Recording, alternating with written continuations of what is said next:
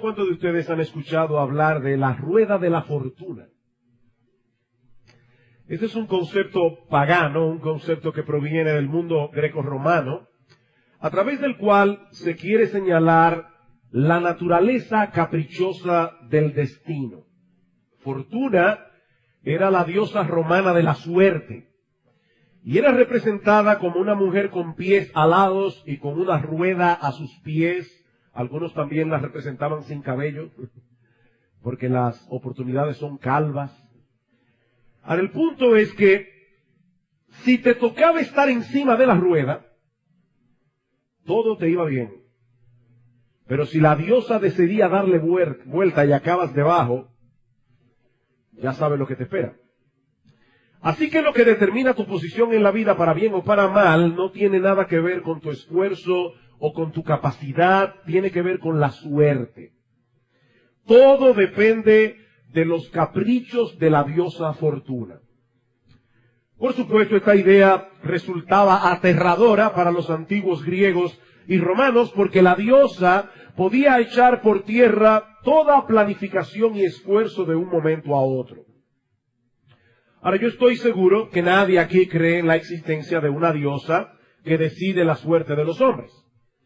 Pero aún así, muchas personas viven como si estuvieran en las manos de un Dios ciego, de un destino, ciego y caprichoso, que un día nos trata bien y al otro día decide desgraciarnos la existencia.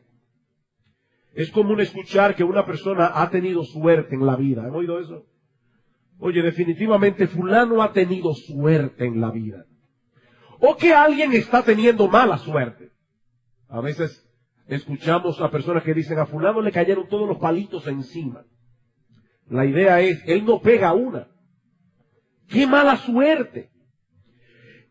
Eso era precisamente lo que pensaban los griegos y los romanos, solo que expresado en un lenguaje más moderno. De otro modo. Bueno, en el pasaje que nosotros vamos a estudiar en esta mañana, y les pido que me acompañen al libro de Eclesiastés, capítulo 9, para continuar con nuestra serie de estudios expositivos en este libro de la Biblia. En el pasaje que vamos a estudiar, dice Salomón, ciertamente he dado mi corazón a todas estas cosas para declarar todo esto. En la medida en que hemos ido avanzando en el estudio del libro de Eclesiastés, nosotros vemos que Salomón una y otra vez vuelve sobre los mismos problemas. Y hermanos, la vida es así. Nosotros hoy tenemos una duda, mañana podemos estar más claros y pasado mañana volvemos a tener la misma duda otra vez. Y tenemos que estar luchando constantemente con eso. Por eso alguien decía que el discipulado, más que un destino, es un viaje. Es lo que nosotros aprendemos durante todo ese viaje, de tratar de entender qué es lo que está pasando. Y Salomón dice aquí, yo ciertamente he dado mi corazón a todas estas cosas para declarar todo esto, que los justos y los sabios y sus obras están en la mano de Dios. Ahora bien, dice Salomón, que sea amor o que sea odio lo que se manifiesta de parte de Dios a nosotros, no lo saben los hombres. Todo está delante de ellos. Lo que Salomón nos está diciendo aquí sencillamente es que la providencia de Dios es misteriosa. El gobierno providencial de Dios es misterioso. Su gobierno soberano lo abarca todo, dice Salomón, todas las cosas están en sus manos, pero nuestra sabiduría es limitada para poder entender apropiadamente lo que Él está haciendo, ni por qué lo está haciendo. Si la vida funcionara de tal manera que a los malos siempre le fuera mal, y a los buenos siempre le fuera bien, claro, lo que nosotros interpretamos, ¿verdad?, por mal o por bien, sería fácil para nosotros determinar quién es el objeto del amor de Dios y quién no lo es. ¿Verdad que sí? Pero la vida no funciona así. La vida no funciona así. Ya Salomón había mencionado el hecho de que hay justos que perecen por causa de su justicia y hay malos que por su maldad prolongan sus días. Hay justos que mueren jóvenes y hay gente muy mala que muere de viejo. Eso no es verdad. Sí es verdad. Es un hecho de la vida. Más adelante, en Eclesiastés capítulo 8, versículo 14, Salomón nos dice que hay justos a quienes sucede como si hicieran obra de impíos. Y hay impíos a quienes acontece como si hicieran obras de justos. Este es un mundo muy paradójico. Es un mundo que desafía por completo nuestras expectativas. De manera que si nos basamos únicamente en las circunstancias externas de cada cual, nadie podría saber con certeza si las cosas que ocurren reflejan el amor de Dios o el odio de Dios. Eso es lo que Salomón está diciendo. Si nosotros nos quedamos solamente en las evidencias externas, nadie puede saber con toda certeza si es el amor de Dios o es el rechazo de Dios lo que nosotros estamos recibiendo. Versículo 2. Todo acontece de la misma manera a todos. Un mismo suceso ocurre al justo y al impío, al bueno, al limpio y al no limpio, al que sacrifica y al que no sacrifica, como al bueno hacia el que peca, al que jura como al que teme el juramento. He ahí, mis hermanos, un cuadro bastante realista de la vida en este mundo. La gente mala se enferma y los buenos también. A los mafiosos les da cáncer y a los pastores también. Eso es una realidad. Los creyentes disfrutan de muchas cosas que llenan de alegría su corazón. Pero lo mismo ocurre con muchas personas que viven de espaldas a Dios, a quienes no les importa el Evangelio. Es por eso, mis hermanos, que nunca debemos interpretar el amor de Dios a la luz de las circunstancias. Nunca debemos interpretar el amor de Dios a la luz de las circunstancias, sino a través de la cruz del Calvario. Yo sé que Dios me ama, no porque todas las cosas me salen como yo quiero, porque lo cierto es que la mayoría de las veces las cosas no salen como yo quiero, sino porque Cristo tomó mi lugar en esa cruz para pagar mi deuda. Mis hermanos, las circunstancias varían, el amor de Dios no. Pensemos por un momento en la historia de José. Ahora todos nosotros sabemos que Dios estaba guiando todo lo que le ocurrió cuando sus hermanos lo vendieron para que él llegara a ser el segundo en Egipto. Pero en el transcurso de todos esos años en que José fue tratado como un esclavo, fue acusado falsamente por la esposa de Potifar, fue encarcelado injustamente por años, José no tenía la menor idea de lo que Dios estaba haciendo. Él no podía leer el libro del Génesis para ver en qué iba a terminar su historia. Ahora, imagínense, hermanos, a José tratando de interpretar si Dios estaba actuando a su favor o en contra suya, sobre la base de las circunstancias de su vida. Cuando las evidencias eran abrumadoramente claras, Dios lo estaba tratando como un enemigo, no como un amigo. Y lo mismo podemos decir de la historia de Job. Cuando los amigos de Job trataron de entender el porqué de sus sufrimientos, la única explicación posible era que Job tenía que haber hecho algo muy malo. De lo contrario, él hubiera estado disfrutando de una vida próspera y feliz, lo mismo que predican en el día de hoy los llamados evangelistas de la prosperidad. Ven a Cristo y tú vas a ver cómo tú vas a tener una gran mansión, un mejor sueldo, mucha salud. Amigo que estás aquí en esta mañana, eso es una mentira del infierno, eso no es verdad. Los evangelistas de la prosperidad, todos son unos falsos profetas. Eso no es verdad, eso es una mentira. Muchas veces a los buenos le va mal. Y a los malos le va muy bien. Esa es la realidad de la vida de este lado del cielo. Y eso es precisamente lo que Salomón nos está diciendo aquí.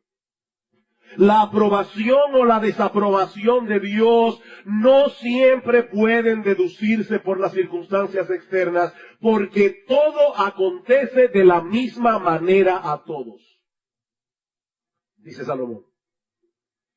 Aquí tenemos a un israelita que tomaba en serio su relación con Dios. Cada sábado llevaba su sacrificio al templo, trataba de seguir al pie de la letra los ritos de purificación ordenados en la ley de Moisés, se abstenía de hacer juramentos vanos, dice Salomón en el versículo 2, y aquí tenemos a otro israelita al que no le importaba en absoluto ninguna de esas cosas y vivía como un pagano. Y a los dos le podía pasar exactamente lo mismo. ¿Quién puede entender eso, mis hermanos? Los juicios de Dios son insondables, sus caminos son inescrutables, como dice Pablo en Romanos capítulo 11, versículo 33. Hay una frase famosa de Shakespeare, se cita mucho. Shakespeare decía que la historia de la humanidad no era más que un cuento contado por un idiota lleno de sonido y de furia y sin significado alguno. Y una persona hace una observación interesante sobre esa frase. Él dice, no, la historia no es un cuento contado por un idiota, es un cuento contado a un grupo de idiotas. Es diferente. Porque la historia sí tiene sentido, pero nuestra capacidad de entender todo lo que Dios está haciendo es muy limitada, sobre todo cuando tratamos de comprender el papel de Dios. ¿Qué papel juega Dios en todo esto que está pasando? Versículo 3, este mal hay entre todo lo que se hace debajo del sol, que un mismo suceso acontece a todos, y también que el corazón de los hijos de los hombres está lleno de mal y de insensatez en su corazón durante su vida, y después de estos se van a los muertos.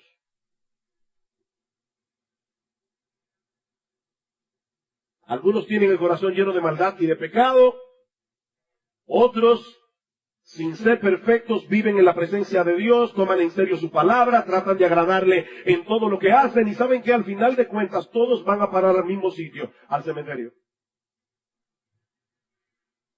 Y eso lo lleva a nuestro segundo encabezado. Hemos visto ya la providencia de Dios es misteriosa, definitivamente. Ahora Salomón nos está diciendo la muerte es inevitable. La muerte es inevitable. La muerte es uno de esos temas que a todos nos compete, pero que muchos prefieren evadir.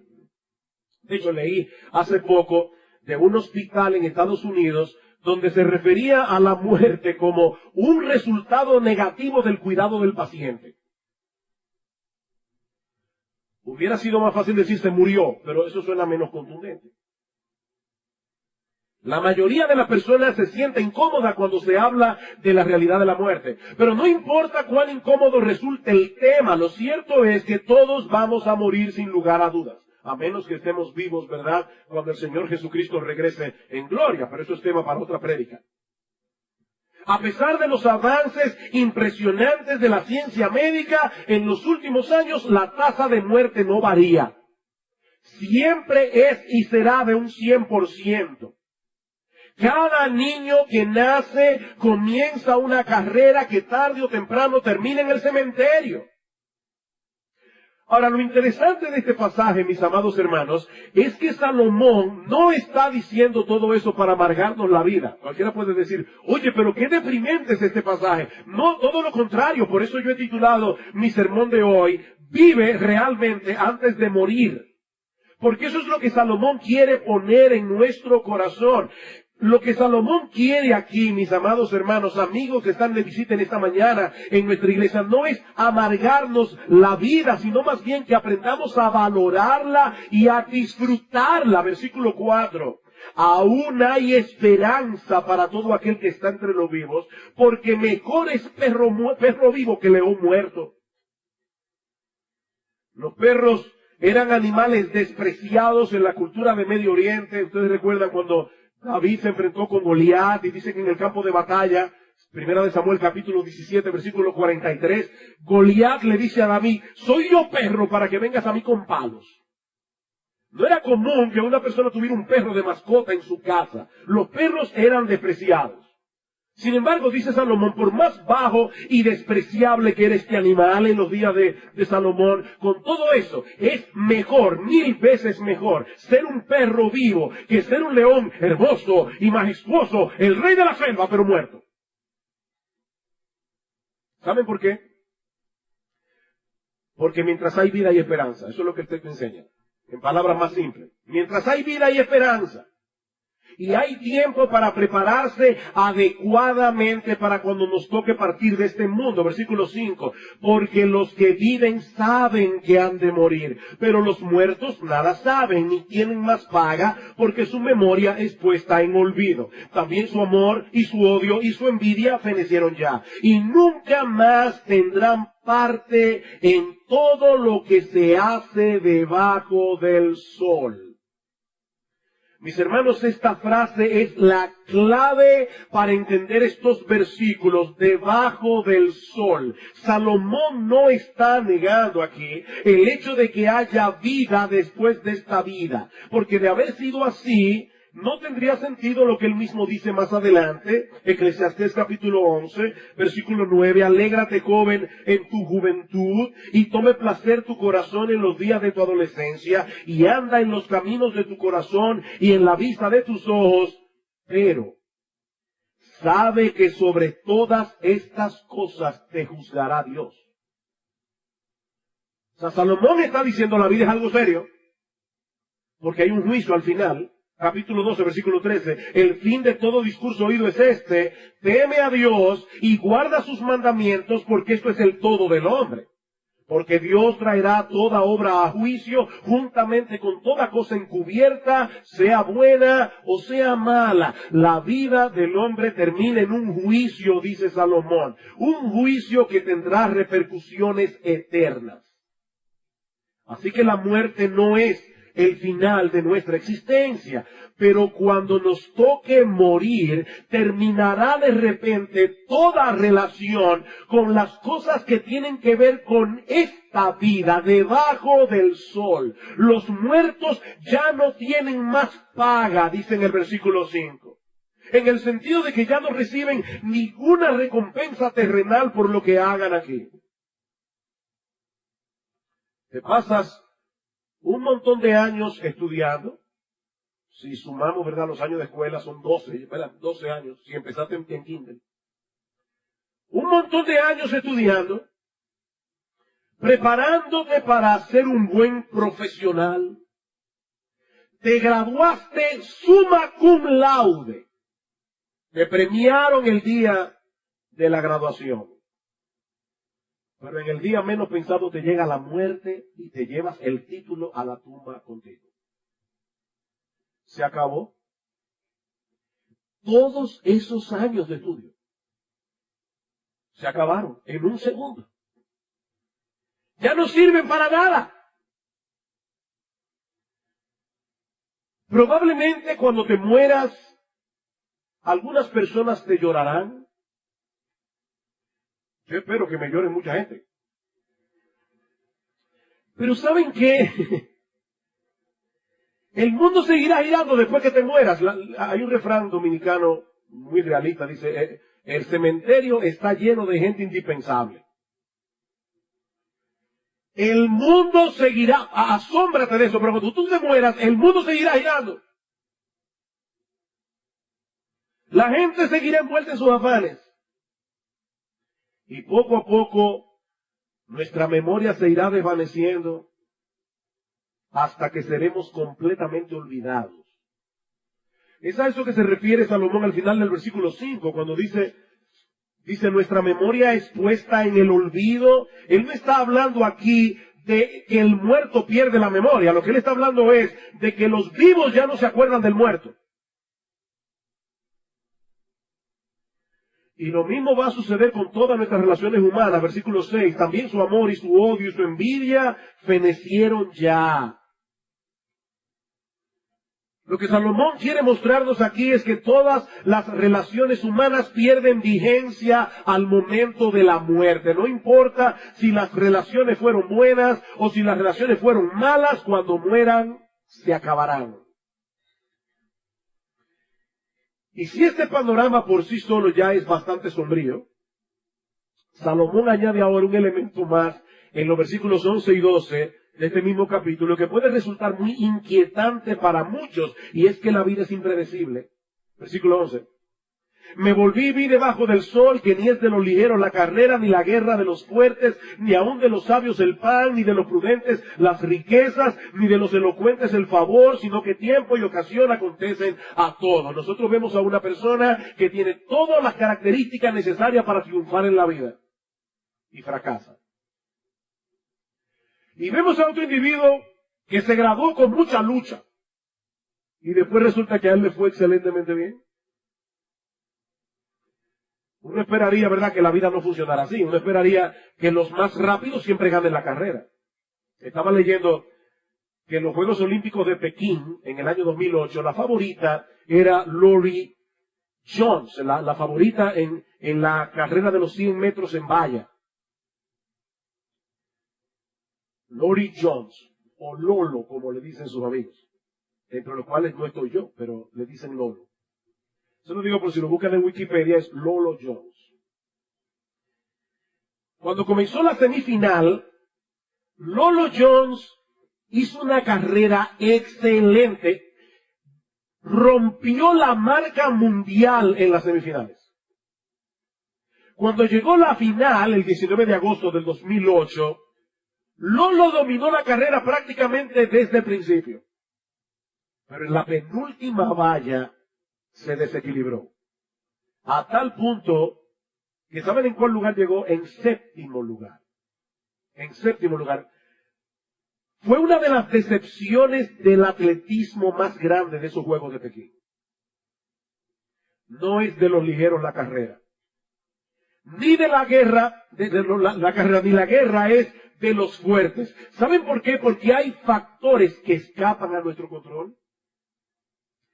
Entre David y Goliat, ¿de qué lado estaba la fuerza humanamente hablando? Más aún, ¿quién estaba mejor equipado para esa pelea? Obviamente Goliat. Pero todos sabemos cómo termina la historia. David salió vencedor y Goliat terminó decapitado. Y lo mismo podemos decir de las capacidades humanas. No siempre el pan es de los sabios, ni la riqueza de los prudentes, ni de los elocuentes el favor, porque hay factores que inciden en el éxito de una empresa que nosotros no controlamos. Esa es una de las cosas que se hacen evidentes cuando se celebran aniversarios de promociones. No sé si ustedes han pasado por esa circunstancia, pero hay un aniversario, el 10º año de la graduación, uno se reúne con su compañero de estudio, había un estudiante que parecía tener todas las de ganar. Oye, al tipo le fue mal. Mal. Y resulta que había otro estudiante que se graduó con mucha lucha. Y le fue súper bien. Súper bien. Ahora, Salomón no está negando aquí, por si acaso, el hecho de que las capacidades humanas sean importantes. Él no está negando eso, o que debamos prepararnos de la mejor manera posible. De hecho, en el versículo 10, él recomienda que pongamos todo empeño en cada cosa que hacemos.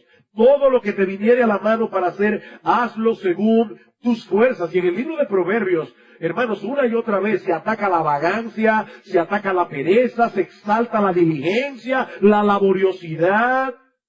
Pero Salomón quiere hacernos conscientes de que Dios es soberano. Y de que en su gobierno providencial, las cosas no siempre salen como nosotros esperamos. Salomón no era un fatalista.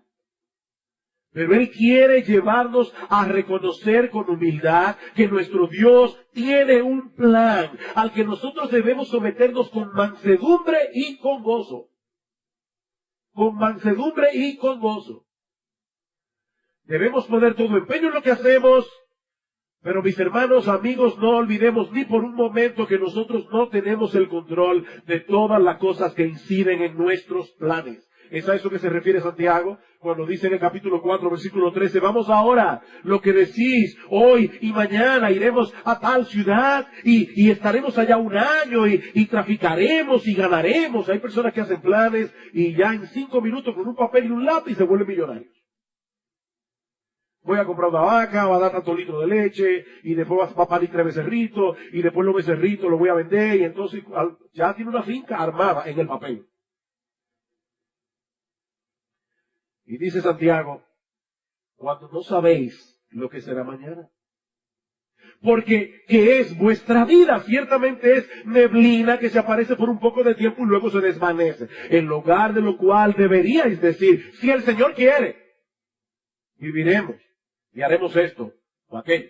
Ahora, hermanos, el punto aquí no es que nosotros debemos siempre, cuando vamos a expresar nuestros planes, decir, si el Señor quiere, como una especie de conjuro que va a asegurar el éxito de lo que nosotros queremos hacer. No, esto no es un conjuro. Lo que Santiago nos está diciendo aquí es que nosotros debemos vivir con esa conciencia. Es con esa conciencia, es si el Señor quiere.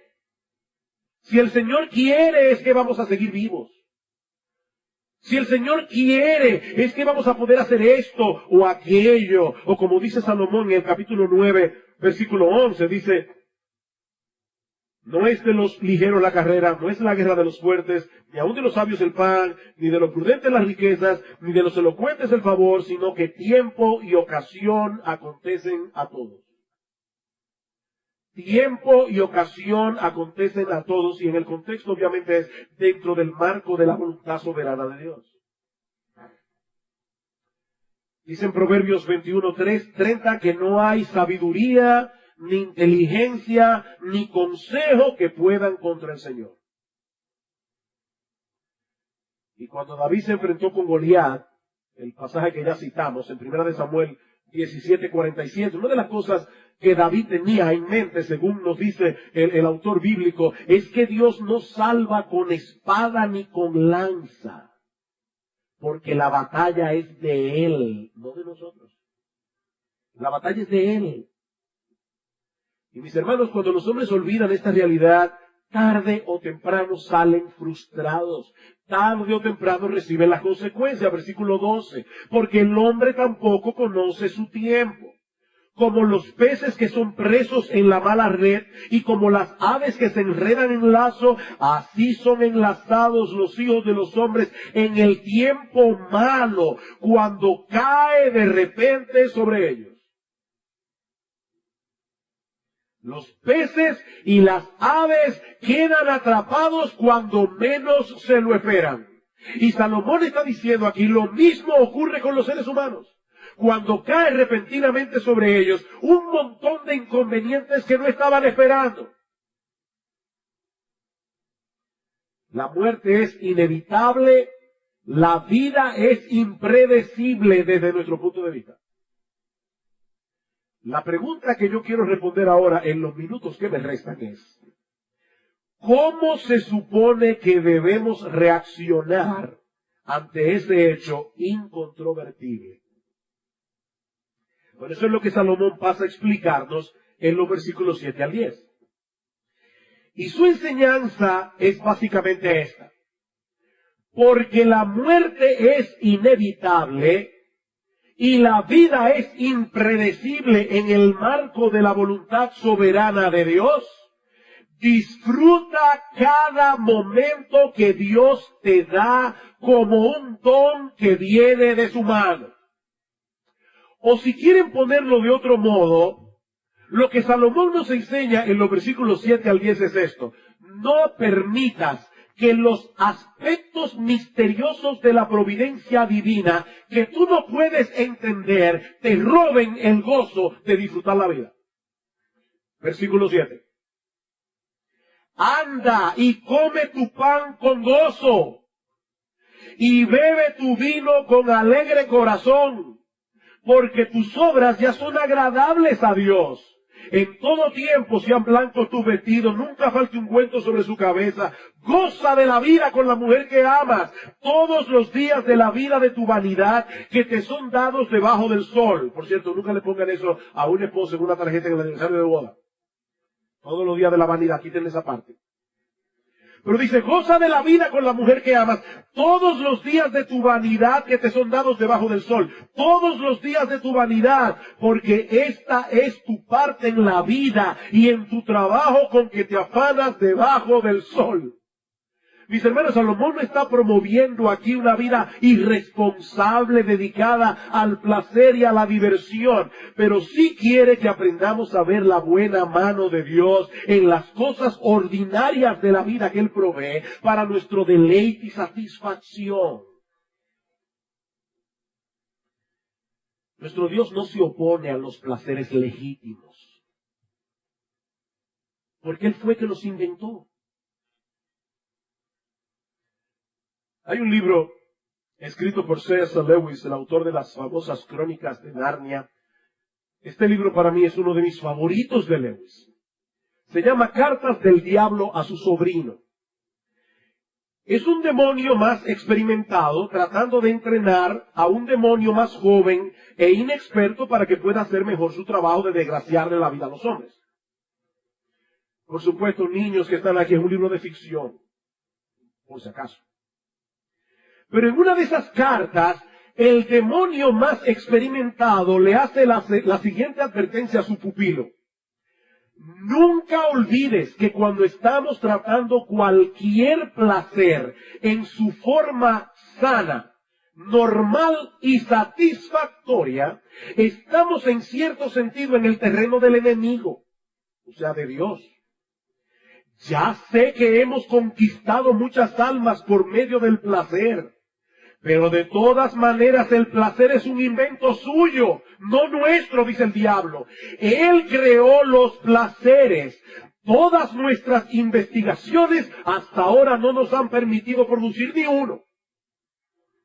O sea, el diablo dice, nosotros nos hemos esforzado todo lo que hemos podido. Oye, no hemos podido inventar ni un solo placer de verdad. Todo lo que podemos hacer es incitar a los humanos a gozar los placeres que nuestro enemigo ha inventado en momentos, formas o grados que él ha prohibido. ¿Qué le parece? Hermanos, el placer se lo inventó Dios. Él tiene la patente. ¿Y saben para qué inventó Dios el placer? Para que lo disfrutáramos. Pablo dice en 1 Timoteo capítulo 6, versículo 17, Timoteo, a los ricos de este siglo mándales que no sean altivos, que no pongan su esperanza en las riquezas las cuales son inciertas, sino en el Dios vivo que nos da todas las cosas en abundancia para que las disfrutemos. Para que las disfrutemos. ¿Sabes una cosa, mi amado hermano? Dios se goza con nuestro gozo. Cuando nosotros hacemos un buen uso de las cosas que Él nos da, siempre y cuando no lo sustituyamos a Él por esas cosas. Ahí está el problema. Así que contrario a lo que mucha gente piensa, porque hay personas, y yo le he dicho muchas veces desde este púlpito, hay personas que piensan en Dios como una especie de matagozo cósmico. O sea, Dios está en los cielos tratando de ver cómo Él puede desgraciarle la vida a los seres humanos que Él creó, que todos compartan su aburrimiento. Pero ¿saben una cosa? Dios es un ser feliz. Él es el ser más feliz que existe. Él es Dios.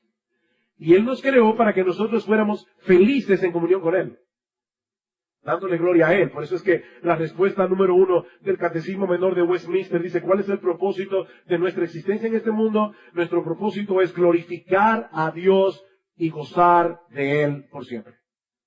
Glorificar a Dios y gozar de Él por siempre. Así que nuestro Dios no se opone al placer, sino a la idolatría. Nuestro Dios no se opone al deleite, sino a la insensatez de encontrar en las cosas creadas lo que solamente podemos encontrar en Él, en el Creador. Versículo 7 otra vez. Anda y come tu pan con gozo. Anda y come tu pan con gozo. Eso no es un consejo, hermanos. Es una orden. Y la orden no es, ve y aliméntate bien. Eso no es lo que el texto dice. Ahí dice, ve y come tu pan con gozo. Lo que Salomón quiere que nosotros hagamos es que disfrutemos comiendo. Que nos gocemos en el hecho de que Dios haya diseñado nuestra lengua con papilas gustativas que nos permitan apreciar agradablemente el sabor de los alimentos. Estaba leyendo en el día de ayer que una persona promedio tiene en la lengua entre 2,000 y 8,000 papilas gustativas. Sin contar con el hecho de que los receptores olfativos también contienen células que complementan el trabajo de las papilas gustativas para ayudarnos a percibir mejor el sabor de los alimentos. Por eso es que cuando una persona está tupida, y yo sé de eso muy bien, no percibe bien el sabor de los alimentos, porque la nariz, el olfato tiene que ver con eso. Ahora, ¿sabes qué significa eso, mi amado hermano? Que Dios se tomó la molestia de diseñar un mecanismo sumamente complejo para que los seres humanos disfruten comiendo. De hecho, nosotros sabemos que hay personas que idolatran la comida. Hay personas que viven para comer. Hay personas que caen en el pecado de la glotonería. La glotonería es un pecado. Pero el hecho de que haya personas que idolatren la comida, el hecho de que haya personas que sean glotonas, no elimina la realidad de que Dios creó la comida para que nosotros las disfrutemos comiendo. Y lo mismo podemos decir del vino. Dice en Salmo 104:15 que Dios creó el vino para alegrar el corazón del hombre. Así que Dios no prohíbe el uso del vino en su palabra, Dios prohíbe la embriaguez.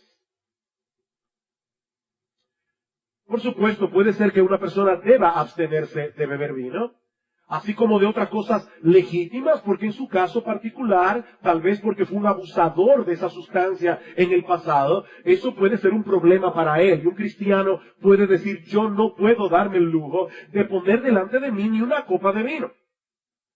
Y lo que debes hacer, mi amado hermano, es no tocar el vino, porque para ti es un problema, pero sigue siendo una realidad que Dios creó el vino para nuestro deleite, aunque muchos abusen de las bebidas alcohólicas.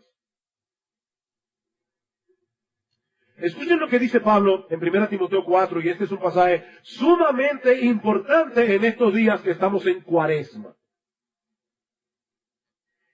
Pablo dice en 1 Timoteo capítulo 4, el Espíritu dice claramente que en los postreros tiempos algunos apostatarán de la fe, escuchando a espíritus engañadores y a doctrinas de demonios, por la hipocresía de mentirosos, que teniendo cauterizada la conciencia, prohibirán casarse y mandarán abstenerse de alimentos que Dios creó para que con acción de gracias participasen de ellos los creyentes y los que han conocido la verdad, porque todo lo que Dios creó es bueno y nada es de desecharse si se toma con acción de gracias, porque por la palabra de Dios y por la oración es santificado.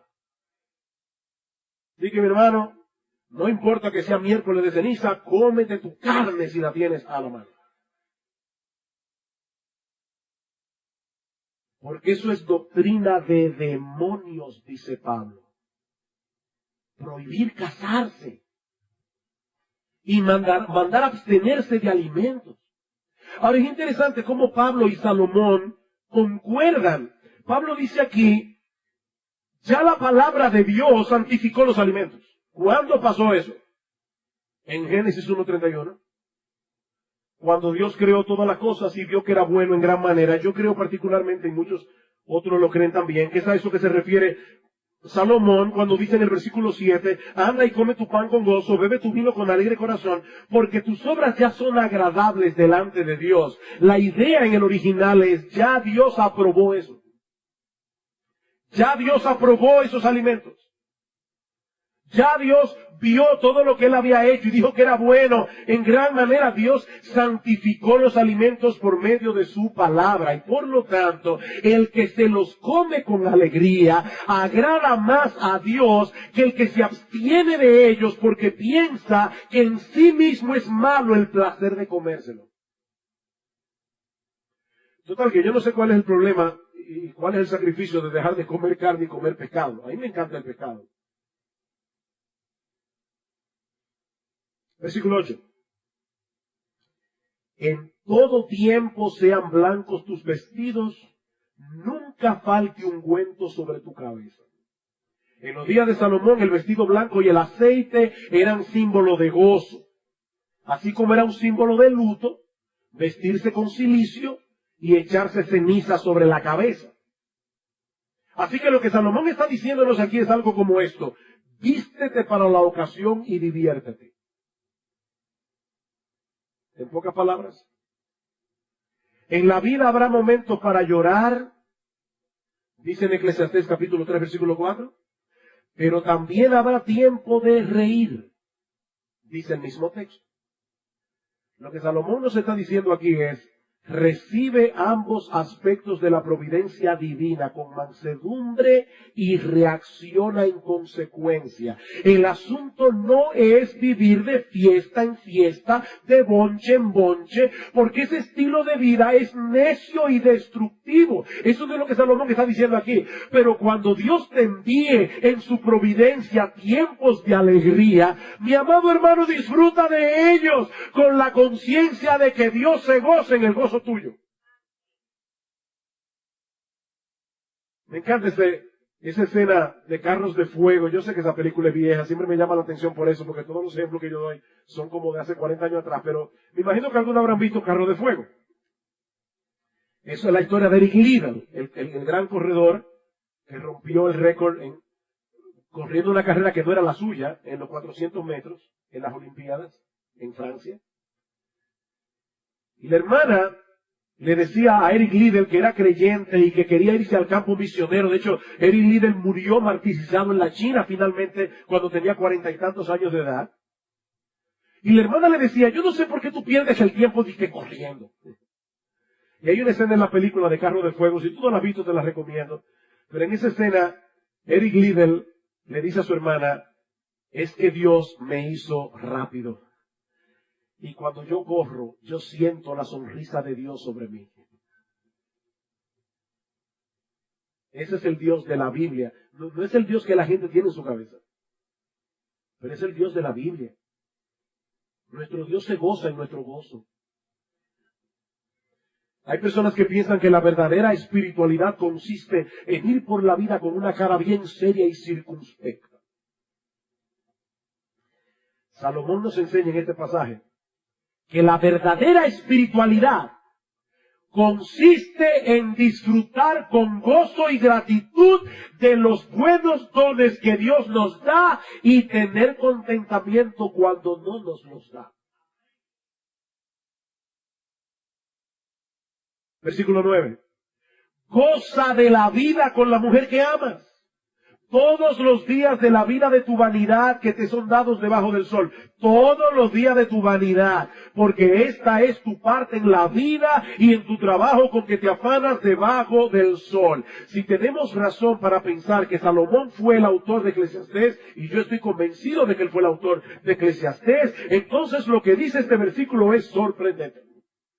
Porque Salomón tuvo en su vida, cuando se apartó del Señor, 700 esposas y 300 concubinas. Pero lo que este texto nos enseña es que el verdadero deleite se encuentra en gozar de la vida con la mujer que amas. No con las mujeres que amas. Con la mujer que amas. No con un harén, sino con la mujer de tu juventud, como dice en Proverbios capítulo 5, versículo 18. Y cuando un matrimonio aplica los principios que están en la palabra de Dios sobre cómo el matrimonio debe ser, eso no lo va a hacer exento de problemas. Son dos pecadores que están viviendo juntos, pero Dios va a bendecir ese matrimonio y van a tener una buena vida juntos. Goza de la vida, dice Salomón, con la mujer que amas. Mis hermanos, Dios diseñó el matrimonio para que fuera una relación deleitosa, no como una carga pesada que algunos cuantos desgraciados están obligados a cargar por el resto de sus vidas. Porque así como muchos ven el matrimonio. Como decía una persona: mi esposa y yo, mi señora y yo fuimos inmensamente felices. Después nos conocimos. Pero no es de esa manera que la Biblia habla del matrimonio. Goza de la vida con la mujer que amas. Y finalmente Salomón nos exhorta a poner todo empeño y diligencia en cada cosa que hagamos con una dedicación intensa y total. Versículo 10. Todo lo que te viniere a la mano para hacer, hazlo según tus fuerzas, porque en el Seol, a donde vas, no hay obra, ni trabajo, ni ciencia, ni sabiduría. Esto es similar a lo que Pablo dice en Colosenses capítulo 3, versículo 23. Todo lo que hagáis, hacedlo de corazón como para el Señor y no para los hombres. Precisamente porque la vida es breve, porque la vida es incierta desde nuestra perspectiva, no te sientes a rascarte la cabeza por los misterios de la providencia divina que tú no puedes entender. Y dedícate de todo corazón a hacer lo que Dios te está permitiendo hacer. Que de paso, puede ser que lo que Dios te permita a ti hacer sea muy diferente a lo que Dios le permita al otro hacer. Y nosotros tenemos que saber que Dios nos reparte sus dones de la misma manera. Hay personas que van a hacer con su vida algo muy visible, extraordinario. Hay otros que no van a hacer eso. Pero cada cual tiene que hacer lo que le viniera a la mano a hacer. No lo que le vino al otro, sino a ti. ¿Por qué debemos hacerlo así? Dice Salomón, porque en el Seol, a donde vas, no hay obra, ni trabajo, ni ciencia, ni sabiduría. En otras palabras, cuando estés en la tumba, que yo creo que es la traducción correcta aquí de la palabra Seol, ya no tendrás más oportunidades para hacer lo que estabas supuesto a hacer en esta vida. Es ahora. Estas palabras son muy similares a las del Señor Jesucristo. En Juan 9:4 dice, me es necesario hacer las obras del que me envió, entre tanto que el día dura, la noche viene cuando nadie puede trabajar. Mi hermano, lo que vayas a hacer, hazlo ahora. Y debes hacerlo con todo tu corazón, porque tú no tienes la menor idea de si vas a tener la oportunidad de hacerlo mañana. El tiempo es ahora. Hemos visto hoy que nuestras vidas no están en las manos de la diosa Fortuna, que nuestras vidas no están en las manos de un destino ciego y caprichoso, sino más bien en las manos de un Dios sabio, justo y bueno, al cual no podemos entender en muchas ocasiones, porque su mente es infinita y la nuestra muy limitada. ¿Qué debemos hacer entonces cuando tenemos que lidiar con aquellas situaciones de la vida que no podemos entender? Recordar lo que decíamos hace un momento. Nunca debemos tratar de interpretar el amor de Dios a la luz de las circunstancias, sino a la luz de la cruz del Calvario. Queridos hermanos, nosotros sabemos que Dios nos ama. No porque todas las cosas nos salen bien. Lo sabemos porque Cristo tomó nuestro lugar en la cruz del Calvario para pagar nuestra deuda. Ese es el argumento de Pablo en Romanos capítulo 8. Después de mencionar que fuimos predestinados para ser conformados a la imagen de Cristo, Pablo dice en el versículo 31 del capítulo 8, ¿qué pues diremos?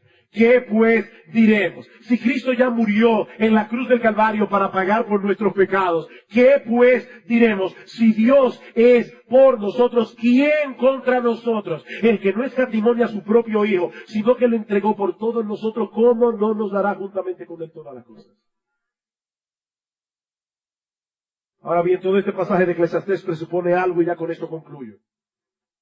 Salomón dice en el versículo 4 que un perro vivo es mejor que un león muerto, porque hay esperanza para todo aquel que está entre los vivos. Y luego añade, porque los que viven saben que han de morir.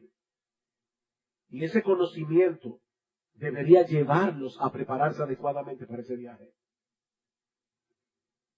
Mi amigo, ninguna persona, óyeme bien, ninguna persona puede realmente disfrutar de esta vida como un don de Dios si no ha participado primero en el gran don que Dios ha provisto en la persona de su Hijo, nuestro Señor Jesucristo. Déjame hacerte una pregunta. ¿Tú estás preparado para comparecer ante el tribunal de Dios a darle cuenta por tu vida? ¿Tú estás preparado para eso? Dice la Escritura que todos los seres humanos están en serios problemas con la justicia de Dios. Porque todos nos hemos quedado muy cortos de alcanzar el estándar de vivir para su gloria. Romanos 3:23. ¿Cómo puede disfrutar de la vida un hombre hoy sabiendo que mañana puede haber partido sin esperanza y sin Dios. ¿Cómo tú puedes disfrutar de la vida hoy? Pero es ahí precisamente donde entra en juego la buena noticia del Evangelio. Cristo vino al mundo a llenar el estándar, viviendo una vida de perfecta obediencia, y luego dio su vida en la cruz del Calvario, en lugar de todos aquellos que no podíamos llenar esa medida y a los cuales Él quiso salvar.